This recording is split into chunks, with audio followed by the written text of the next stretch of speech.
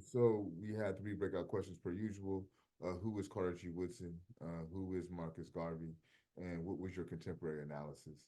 Who would like to share what they discussed as it pertains to Carter G. Woodson?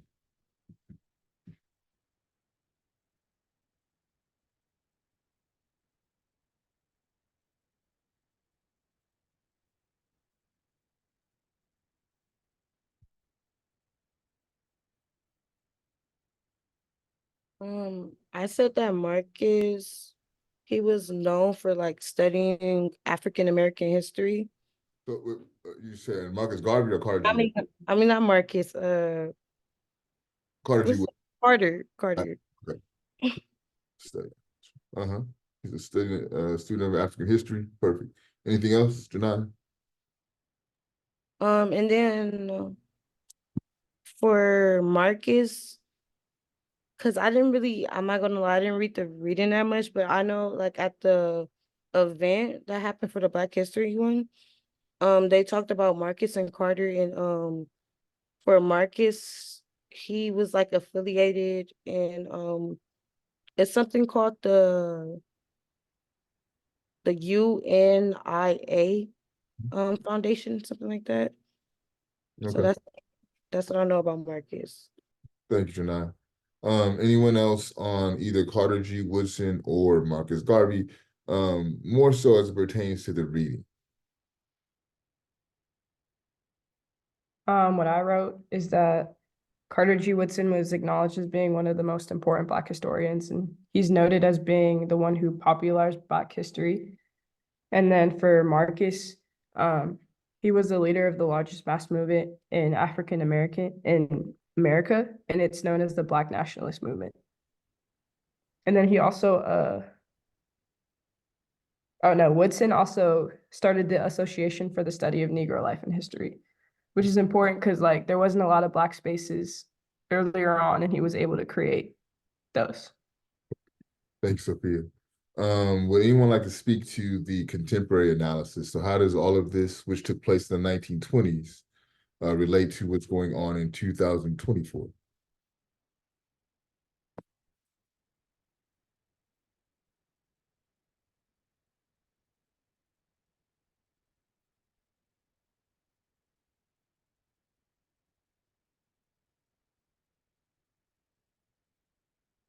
Go ahead, Sylvia. Definitely like just the term Black history is something that it's not a week goes by without me hearing that. And it was more of like, it was definitely a learning opportunity for me because I thought that was just a term that, it's just a label, but to really understand that there's actually people who came up with the term to really like um, just help identify what exactly why it's important and everything like that.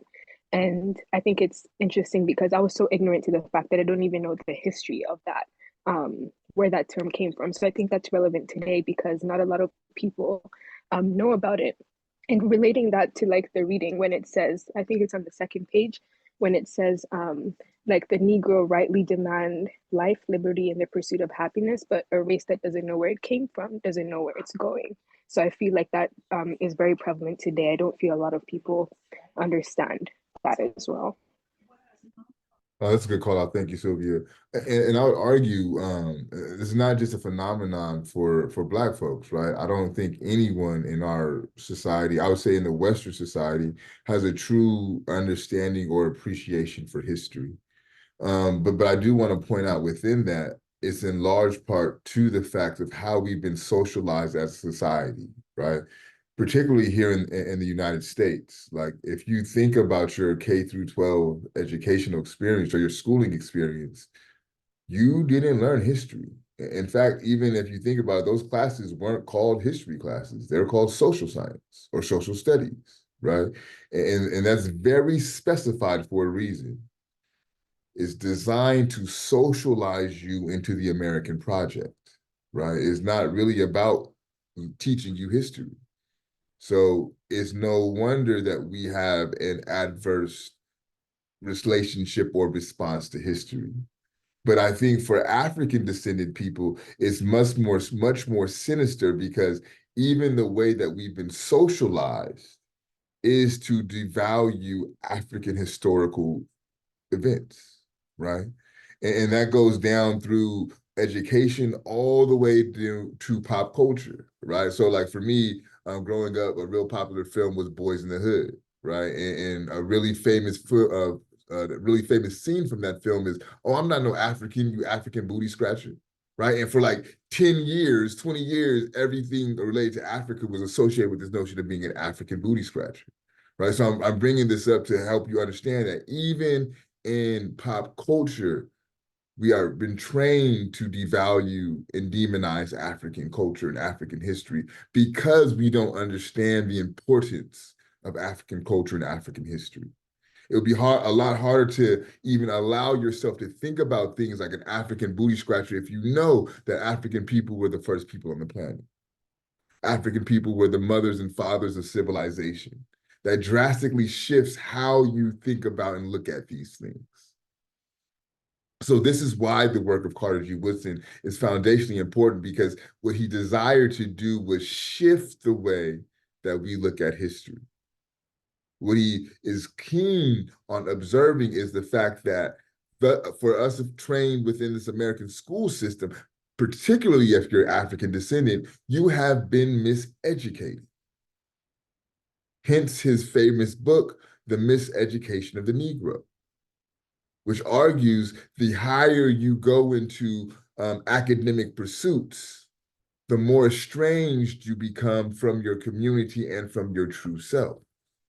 So, in other words, yeah, get that PhD if you want to, but see how much you begin to ascribe to Western values that are often anti-Black. Because the design of this process is to break you down and build you up anew, and part of that building you up anew is not going to make you more African. And I'm telling you this from someone who has a PhD, right? So this is what Carter G. Woodson wants us to understand and think about. One second, there we go. So I think the way that he starts off the text is important, and we get this brief epigraph from Woodson.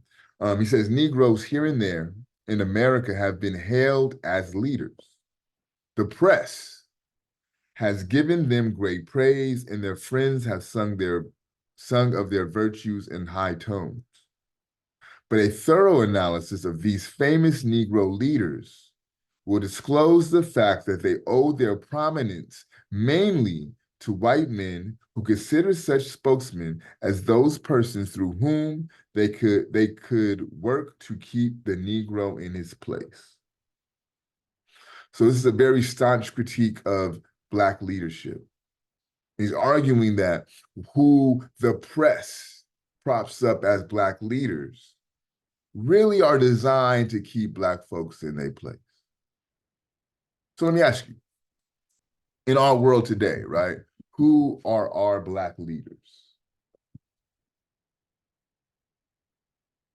Name for me some Black leaders.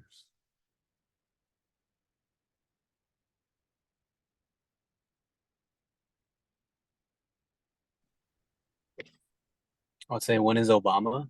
Obama, okay. Anyone else? A Black leader. I would say you, no?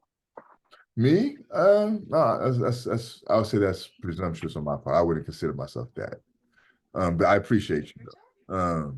No, but it's like in the sense like you're leading like this conversation, and that's what you mean by Black leaders. Okay. Like you're a teacher, you know what I mean? Yes, I do. I get that. But I think from what Carter G. Woodson is trying to get at is like these people who are propped up to be these leaders for Black people, or even another way to think about it, spokesmen for Black, or spokeswomen that for that matter for Black folks.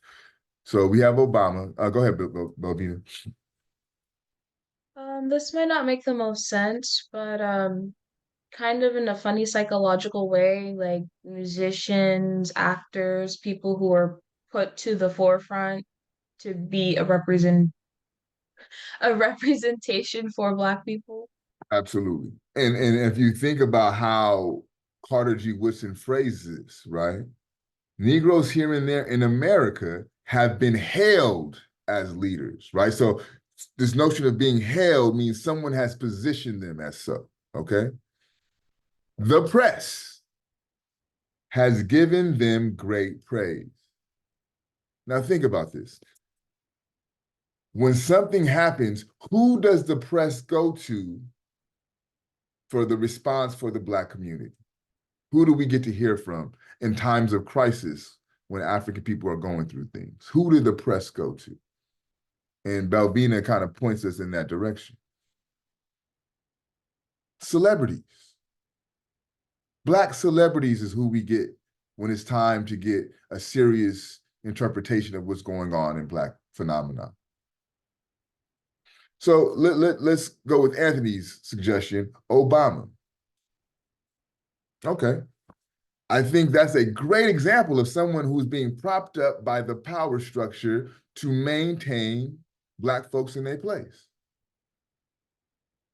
For example, okay, Kamala Harris. I think Kamala Harris also, her and Obama is in the same boat, right? They ain't really doing shit to move our situation forward. My example I was going with Obama, think back to 2020, right? And the world was put on pause and we had no sports, we had nothing to do but watch the protests because of George Floyd. And then slowly, you know, things kind of try to get back to order or normalcy. And the NBA comes up with this idea that we'll have a bubble, right? And we'll have all the players playing this bubble. But unfortunately, the murder of Black bodies did not stop, right? And while the bubble's going on, someone gets murdered. And now the players decide not to play, right? Y'all remember that? So they had this big meeting, and LeBron is at the head of the meeting, and he doesn't know what to do. So who does he reflect to? He calls Barry, right? Obama. What do you think Obama told him to do? Play, motherfucker, right? Play. No, don't stop don't stop in protest. Continue the normalcy, continue the order, continue the distraction. Keep things the way they are, keep Black folks in their place. Because what was happening were Black folks were getting tired of this and they were taking to the streets. So in order to chill that out, we'll give them the distraction of the NBA championship. Go ahead, Sylvia. Do you remember Colin Kaepernick? Yes. The Colin Kaepernick story? What do you think of that? So let's unpack that. It's a great example. So why did Colin Kaepernick take his knee? Why did he take his knee against the national anthem? Why was the cause of his protest?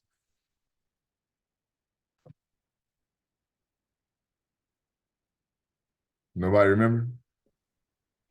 The same reason why the NBA bubble stopped. Because Black folks were being killed in the street by the police. And Colin Kaepernick felt that it would be asinine to pledge allegiance to a flag that was brutally killing innocent people. And because of his protests, the viewership of the NFL plummeted. But if you know about the NFL, you know that they about their money. So what did they do to resolve that issue? Who did they call on? Anybody know? Hove, Jay-Z, Sean Carter, and Rock Nation. And they brokered a deal to give the halftime shows to Jay-Z. And what he proceeds to do is have a meeting, right, with Commissioner Goodell and all the main players at Rock Nation, and he tells them the time for kneeling has passed. We've moved beyond that. Now, correct me if I'm wrong, but aren't Black folks still being killed in the street? So the reason why Colin Kaepernick chose to kneel has not been resolved, but he tells us that we moved beyond kneeling and everybody forgot about that. But what we did get was some great halftime shows, right? We got to see Usher do his thing. We got to see Beyonce do her thing. We got the whole West Coast representation, right? We got Dre and Snoop and all them on the halftime show, right? So we got some real dope shows, but nothing moves as it pertains to the conditions of African people. So this is what Woodson means when he says these people are placed as leaders by our press to maintain the status quo. Does this make sense to you? So going towards the bottom of 101, Woodson was also, among other things, a contemporary of Marcus Garvey. The Journal of Negro History, founded by Woodson, first appeared in 1916, the year of Garvey's arrival in the United States. The celebration of Black History Week, pioneered by Woodson, was begun in 1926, the year before Garvey's deportation to Jamaica. And just as Woodson, the historian, also indulged in politically activist causes, so too Garvey, leader of the largest mass movement in Afro-America, was also keenly interested in history, in Black history. It stands to reason that the paths of these two great giants of the 1920s should have crossed.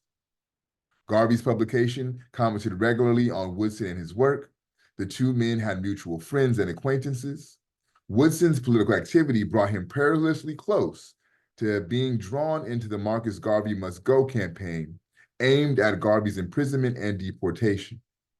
And Woodson eventually became a regular columnist for Garvey's weekly Negro World.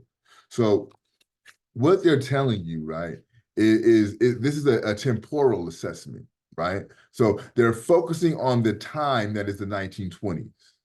And he says that, you know, in this time, you had Garvey doing his work as well as Woodson. They were contemporaries. They moved in the same circles. They knew the same people, right? They both had their own journal that they published, but they never really crossed paths or worked with one another directly. But what it also tells you is that Woodson was almost fell into the trap of being associated with the Garvey Must Go campaign. So there was a campaign that was put on to get rid of Marcus Garvey, to get him deported, which was ended up being successful. But why that is, and I think that speaks to who Garvey was and how powerful Marcus Garvey was. Marcus Garvey had his focus on land, right? He says, look, any great nation that will be respected must have a landmass. And for African descendant people, that landmass is Africa, right? He came up with the slogan, Africa for Africans at home and abroad. So for Africans who reside within Africa, and then for Africans who are in the diaspora outside of Africa, but Africa for the African. So the resources, the economic outgrowth, all of that Africa produces that should go back into the hands of African people. This is like the claim and the philosophy of Marcus Garvey. He was very much about having African race self-pride, being proud of how your hair grows out of its head, being proud of your broad nose, being proud of your thick lips, being proud of your dark skin. This is what Marcus Garvey was about. Marcus Garvey believed also if a nation was to be respected, it must have its own flag. So he developed the Pan-African flag, the red, the black, and the green flag, right? The red is for the blood that was shed, the black is for the people, and then the green is for the land and the resources of that land. Marcus Garvey also developed the Black Star Line.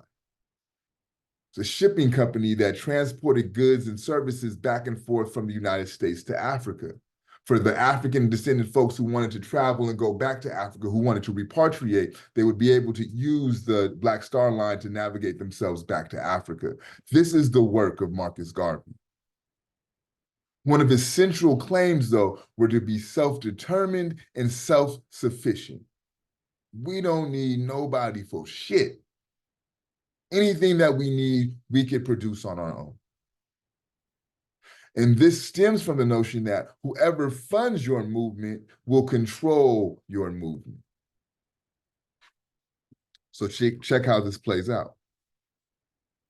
On the bottom of page 102, a spat of such commentary took place in 1922 when Woodson accepted a grant of $50,000 from the Carnegie and Rockefeller Foundation.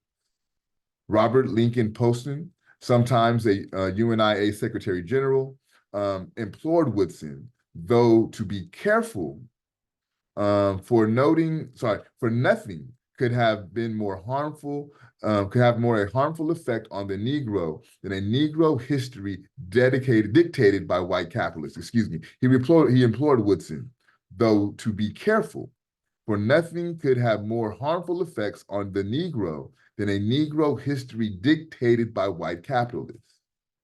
William Ferris expressed the same concerns, and a Negro World editorial commended Woodson on the gift while harboring the same reservations. The reservations expressed over his gift were rooted in the doctrine of Black self-reliance, one of the ideological rocks upon which the UNIA was built. It was consistent with this position when in 1927, the Negro World columnist S.A. Hames rushed to the support of Woodson in his effort to independently raise $20,000 for this. So it's a lot to unpack, but let's break it down real quick, right? We know that Woodson got $50,000 from the Carnegies and the Rockefellers. And if you know American history, you know these names should sound familiar to you, right? But UNIA Secretary General was like, yo, Woodson, first of all, congratulations on securing that finance, but be careful, because nothing could be more detrimental, nothing could be more harmful than a telling of Negro history that is controlled by white capitalists. So if they're going to give you $50,000, please believe they're going to have a say-so in how that history is told. Because remember, the desire of Woodson is to rewrite the way that we understand African history. Think back a couple of weeks ago when we read that the chapter on the stereotypes and myths, right? And how that inscribed these inferiority complexes within African people. So for Woodson, if this is what the work that history does, let's attack history and rewrite it in a way that affirms African people. But they're telling them, yo, if this is your job, if this is your project, be careful who you get money from. But they also back up their claim because years later, when Woodson decides to raise the money on his own, they support him. They give him money, right? So not only are they telling him to be cautious, but we'll help you in your desire to be self-determined. And this thinking of being self-sufficient, of being self-reliant, it stems from the work of Marcus Garvey and the UNIA. So this is why this notion of do for self, right, becomes vastly important. What we'll do, I'll put a pause here, and we'll jump into our fish bowls. You could talk about my lecture, you could talk about the journal that you wrote, or you could talk about what we're discussing in breakout groups. You have 3 fish bowls per semester. You could pass one time, I'm sorry, 2 fish bowls per semester, excuse me.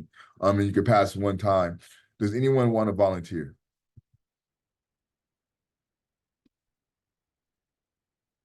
All right, I'll call that random. If you've gone twice, just let me know, and I'll write it down that you've gone twice, and you won't, waste the pass, of course.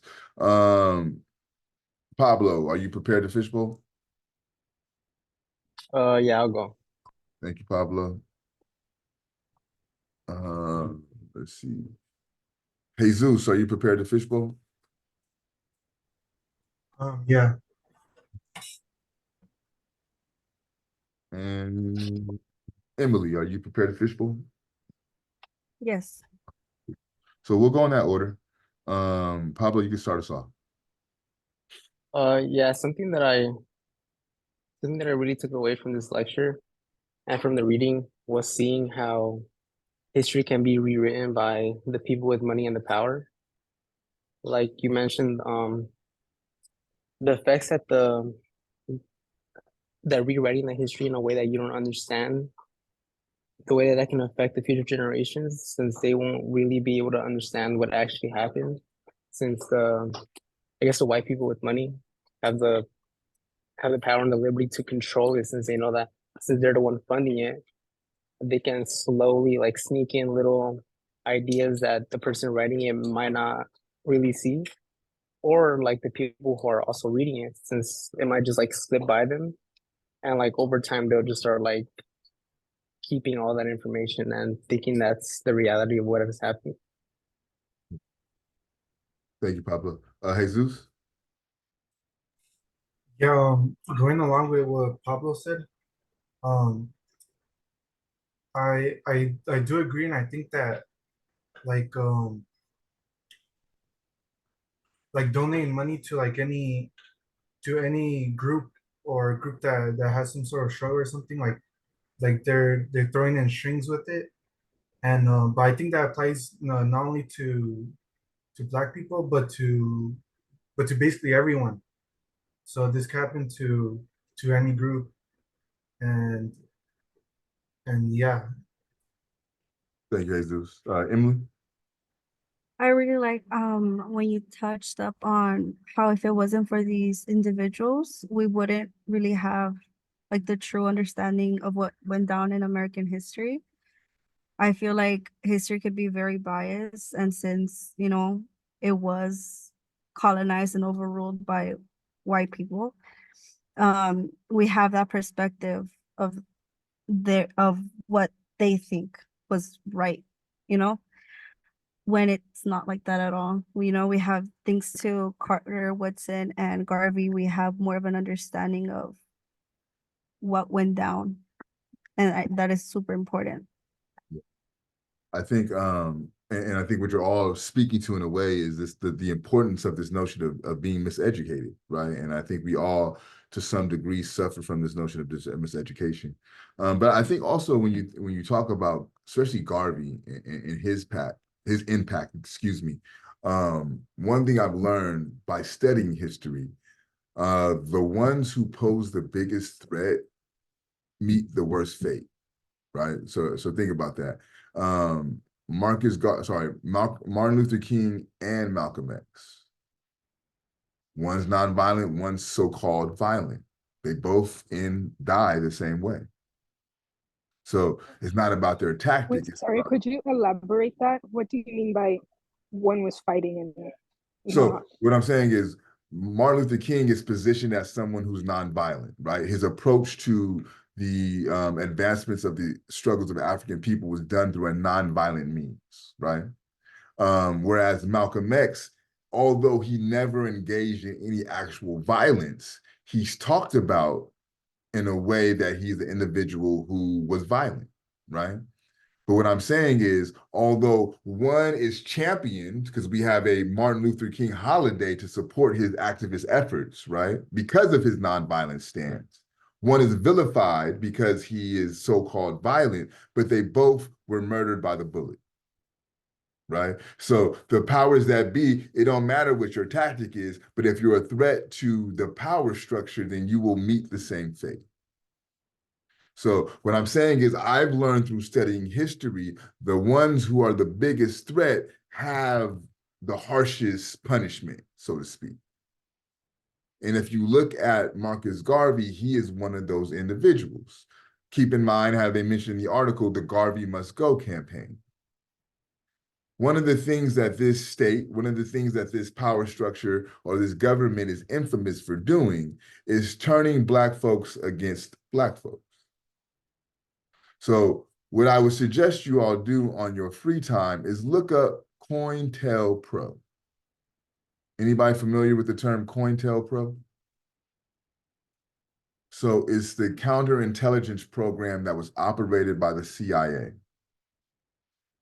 COINTELPRO was responsible for dismantling all progressive Black movements, from Marcus Garvey all the way through the Black Panther Party. And what they notoriously did was send somebody from the CIA to work in organizations like the United Negro Improvement Association, Marcus Garvey's organization, work their way up to a high-ranking officer, and they would use the information that they gathered, give it to the CIA, and use that information to take the individual down. So this is how they got Marcus Garvey, with some trumped up mail fraud charges that was planted on him by a CIA operative. This is how they murdered Fred Hampton. They had his bodyguard who worked for the CIA provide the CIA with the blueprints to his apartment. So on December 4th, when they murdered Fred Hampton, they knew exactly where to go because they had the outline from his security. So these are the tactics that are employed by the CIA in this program called COINTELPRO. Malcolm X, his top-ranking bodyguards also were CIA operatives. So again, when I tell you from Garvey to the Black Panther Party, they've all suffered at the hands of COINTELPRO, at the hands in the thought ideas of J. Edgar Hoover, who is the father of COINTELPRO. In my estimation, the most diabolical motherfucker on the planet. But what's important is to understand how they use us to take us down. Because again, it says in the article, right, Woodson was careful of being, or was almost associated with the Garvey Must Go campaign. Woodson's a black man, right? So obviously we know from that there were black folks who were against the work of Marcus Garvey. This is a tactic that's been used as old as time. Think back to our last week's reading with Harriet Tubman, why she carried the shotgun. Go ahead, Belvina. Oh, I'm so sorry. I didn't mean to interrupt. I can say it afterwards. Oh, I'm done. You go ahead. I just with what you said, I connected something that using the excuse of Black people being violent is a way to shut down progression. And then also, I don't know, I also noticed that there is also very present day, like people trying to turn Black people against Black people. Like, I don't know if this has ever been your experience, but has someone who's white ever went up to you and been like, oh yeah, I don't usually hang around Black people. I don't usually talk to them because they're mean or because they're, angry, So I'm Um, sorry. It seems like it's still prevalent. yeah, no, you're absolutely right. I try to limit my experiences with white folks as much as possible. To tell you the truth, so I don't really have that experience too much. I went to high school with a lot of white folks, and that just let me know that I'm cool. But I do understand what you mean. I understand the sentiment. But yes, it's prevalent today. In fact, it still reigns true in the way that they deal with gangs. Think about this. You know that there's large amount of money thrown to police departments for gang task force, right? And you can look it up to see how much California spends in gang task force. But think about it. Does it make sense for a gang task force to want gangs to be eliminated? Real question, think about it. Does it make sense for a gang task force to want gangs to be eliminated if they're getting paid to be a gang task force? Does that make sense? No, right? Because if their gangs are eliminated, then you don't need me anymore, right? So there's documented evidence, and I'll go to 1995 when they had one of the largest gang truces, where the LAPD would go into, let's just say, Crip neighborhoods, steal a Crip's car, drive into the Blood neighborhood, and do a drive-by. So now the established truce is ruined because the Bloods was like, yo, I seen old boy drive his car into my neighborhood and shoot up my block. I know what car you drive. So what do you think they're gonna go do? Retaliate. And just by that simple act, they've undermined a gang truce that took 2 years to develop. Because again, it makes no sense for them to have peace among gangs if their job is to be a gang task force. So another example of divide and conquer tactics to make sure that Black folks are at each other's neck. But they don't never talk about this when they talk about Black on Black violence. These aren't the stories that are told. To Belvina's point, they just paint us as hyper-violent people. But we know through the reading that we did about stereotypes and myths why that is. This goes back to this notion of miseducation. But here's where it gets really sinister. Woodson's talking about the miseducation in schools. What about the miseducation that this produces? What about the miseducation that we receive on Twitter or X or whatever the fuck you want to call it? Right? Is that not a cesspool of misinformation? A platform for everyone to espouse their opinions with not being informed about anything they're talking about? I tell my kids, opinions are like assholes. Everybody got them. Some of them stink. So what you doing with them? Fuck your opinion. I don't mean nothing. Ground your opinion in facts. But everybody's like, yo, I know this. I seen this on Instagram. I heard this on, that's not information. You know how the algorithm works. They're going to make sure that you get a certain type of information because that's what they believe that you like. The goal is not to inform you. The goal is to keep you engaged. You ever notice you put your phone down and right when you put it down, it starts vibrating? That's not on accident. Keep you engaged, keep you misinformed. What are your thoughts? Go ahead, Belvina. I know I just spoke, but I was thinking technically this is also from social media, but I was watching a YouTube video about like the glorification of artists like Sexy Red and all that. And the YouTuber was saying, why are they pushing artists like that to the forefront? Artists that rap about gang violence and sagging their pants and baby mama drama and everything. And one of the things that the YouTuber said that really stuck with me is if you go somewhere, and I think they said it was Nigeria, I could be wrong, and you say the word baby mama, they're gonna look at you confused and be like, what is a baby mama?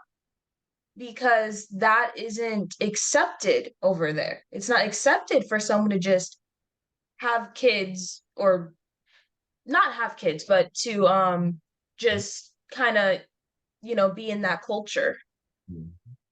And what you're speaking to is the structure that is built within a lot of vast majority of African societies around giving birth.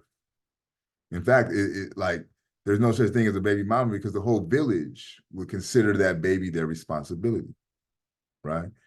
But to your point, there's something very dubious and sinister to the fact that all of these type of individuals are being promoted.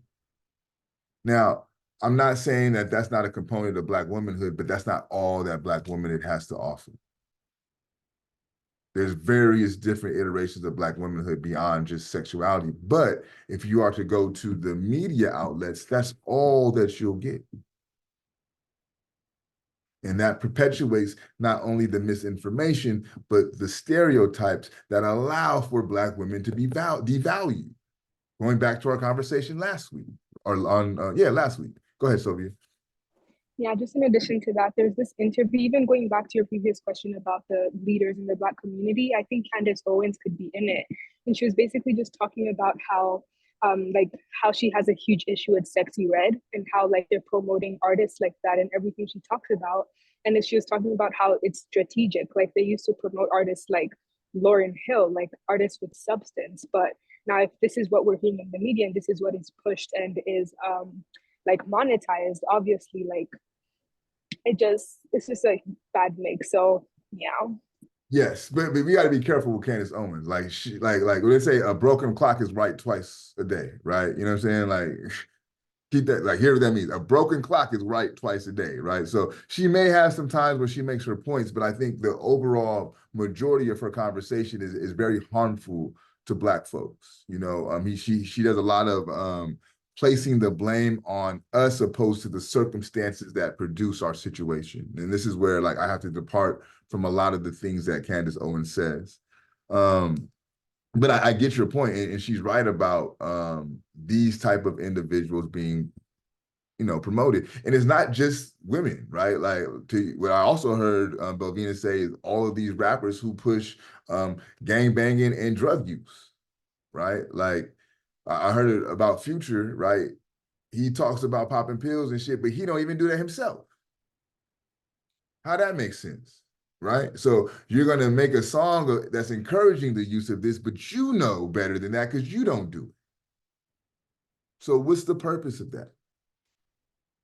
And these are the things that we have to be critical of. But again, in the book, this is what he tells us.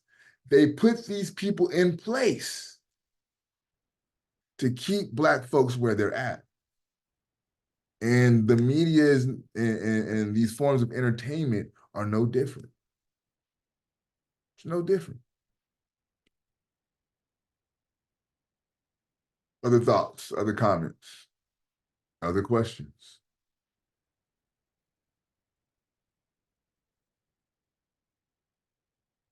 Go ahead, Bobby. And also kind of goes back to when Sophia the other week when she was saying that like the word stud has a deeper meaning. Um that also the whole idea of a black man sagging his pants has a deeper meaning as well. I mean, a lot of people do it because it's cool, because it's stylish, or some people think, oh, like it's showing off. But I think what a lot of people don't understand is I think I heard this from my sisters a while back because they've also been trying to be informed. Um, that actually symbolized like the black men being sexually assaulted by the master, and that symbolized that they had already been sexually assaulted. So that kind of caused so people still doing that really shows the ignorance and how it's been put in a way that you wouldn't understand unless you really looked into the history. And it also, I feel, kind of shows why there is a lot of separation as well in the Black community. Because not only were they taking Black men out of homes and making it so that they would end up in jail and stuff, but also they were demoralizing them as men. They were demoralizing them. So they were demoralizing men and women by crossing their boundaries and, not respecting their need for space and not being violated, basically. Yeah. Yeah, it's the system of what's called buck breaking, which you're mentioning, which was very prevalent in spaces like Jamaica. It was a very notorious practice in that area. Um, Other thoughts? Ulysses, what you thinking?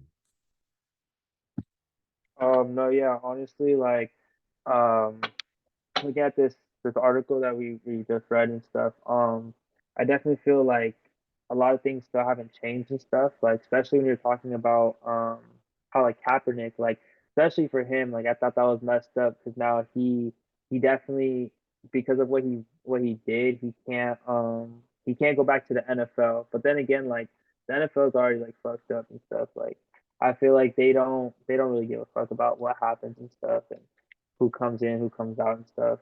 But actually speaking on the Kaepernick thing though, I did there was like a show about Kaepernick and like his journey and stuff like that. I don't know, it was on Netflix. I forget what it's called, but um, it actually they talked about how the combine itself and stuff was another form of like slavery, except like it was like slightly different, but like I'd never thought about that as it being another form of like slavery, how they test your jump, they test your like how much you can press, they test like they make sure you're good, and like that's what they did in slavery before they auctioned you off and stuff to make sure if you were strong enough to be in the plantation or not, and like determine how much you're worth. But actually like even especially like when they run the 40-yard dash and stuff, and if you break the record, okay, well you're coming into the draft now like top pick and with this amount of money.